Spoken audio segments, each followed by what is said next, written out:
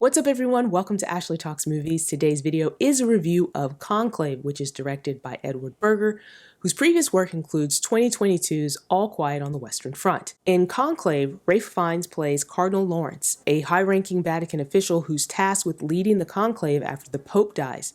But the process of picking a new pope comes with plenty of challenges as he discovers secrets that could shake the foundation of the Catholic Church. Before I jump into the review, do me a favor, like, comment, and subscribe so you don't miss any of the videos I post here on the channel. Conclave is this tense political thriller that's based on the 2016 novel by Robert Harris, and what makes this movie so interesting is the story, which is set in the world of the Vatican and the Catholic Church, and follows the secret process of selecting a new pope. Now, as you're watching the movie, you start to see the different politics at play. You have different leaders within the church all vying for the papacy, and different factions start to emerge with each one pulling for a different candidate. But it's all the twists and turns that really pull you into the story. There's backstabbing and backroom deals negotiated in hushed voices. Secrets are uncovered. And the movie does a great job of slowly and methodically building up those moments before each twist is revealed. Now, Conclave is anchored by an incredible cast that deliver outstanding performances across the board. You have Stanley Tucci, who plays Cardinal Bellini, someone who wants the church to modernize its views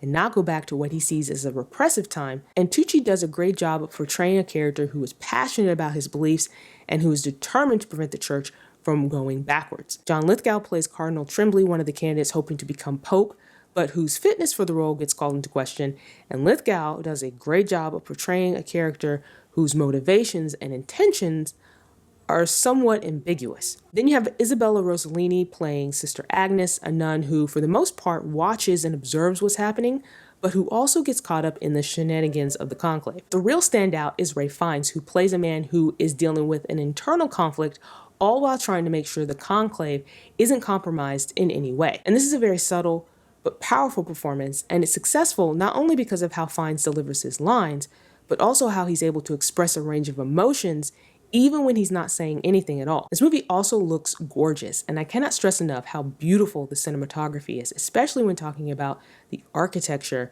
and how it captures the grandeur of the Vatican. And even when you go inside the buildings, you're seeing these long hallways and these ornate fixtures and the courtyards.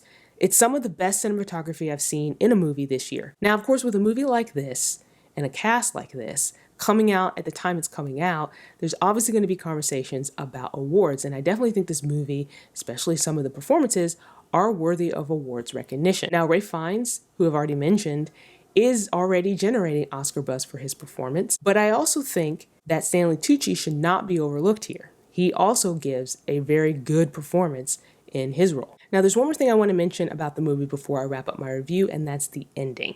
And it definitely shocked me.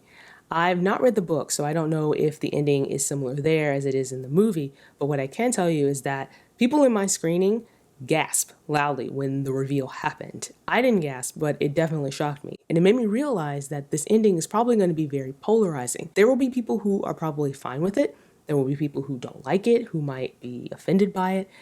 There will be people who probably feel like that twist doesn't quite fit the narrative that was set up in the movie.